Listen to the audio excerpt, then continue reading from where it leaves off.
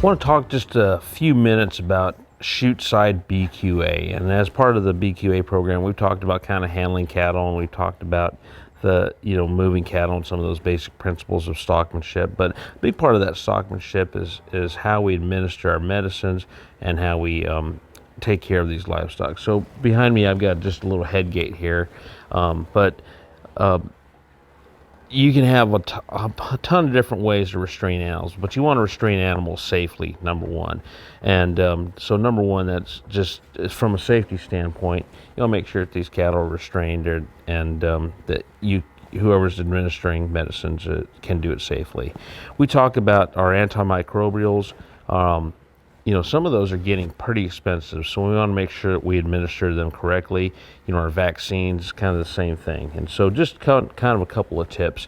We really there's several different types of syringes out there, but if you're doing multiple animals, we like these repeater syringes. So this is one particular type right here where you can draw from a bottle and fill this up, and it's got a little setting right here, so you can determine, or you can set how many. This is a 5 cc. It's made to administer up to 5 cc's at one time, and so you can actually go down to, I think, 1, but you have a very tiny draw on that to do just one. So if I'm administering a vaccine that has a 5 cc dose, this is a vaccine gun that I like to use. They also make this same type that's called a bottle mount, where you can actually mount the bottle on here and so forth. So two different kinds of kind of modern syringes that are pretty easy to use, pretty fun to use. The other one would be a 2 cc, and so if you have a choice in a vaccine, I generally like to give a 2 cc over a 5 cc. It's just less volume of product.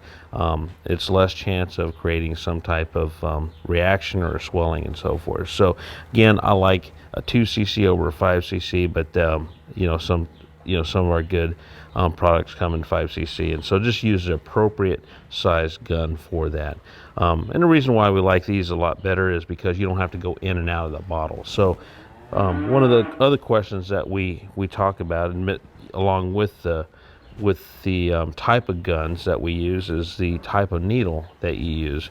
And so for most of our products now are going to be subcutaneous or intramuscular. Intramuscular used to be the route of administration for most of these, but most of the labels are going to tell you that you can use subcutaneous. And so for most cattle, I like a 5/8 to 3/4 inch needle, and so that seems to go right underneath that hide, really do a nice job subcutaneous.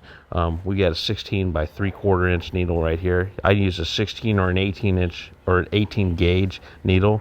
5/8 or 3/4 is just perfect for doing a subcutaneous injection. To really do a proper job of intramuscular, you need an 1.5 inch needle. And so 1 inch is probably not going to cut it. So again, if you remember where we're going to give that injection, we're going to give that injection in this triangle in the neck. See if one of these will, there we go, cooperate. So that spine is about right there. So we want to be in that triangle in front of that shoulder. Again, see if we can draw her over here. Come on. Now she's not cooperating. Yep.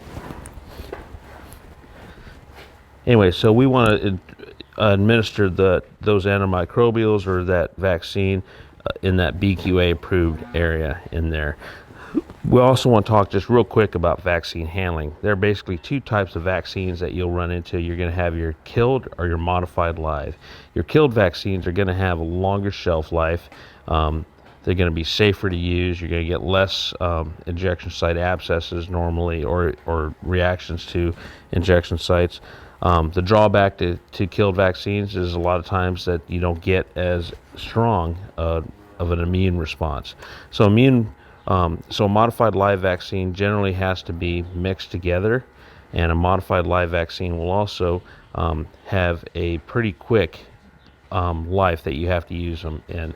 You have to, once you mix a modified live vaccine, generally you need to use that within an hour and a half to 2 hours. Is kind of what our guideline is. Don't put that on dash of your pickup. Go to another farm. Make sure you follow the labels on how you properly care for that particular vaccine. Same thing with antimicrobials. Read the labels. If it tells you to keep it refrigerated, keep it refrigerated. If you notice, like on this syringe and a lot of these syringes, this is actually a tinted glass, and that's to help keep UV rays from degrading that vaccine.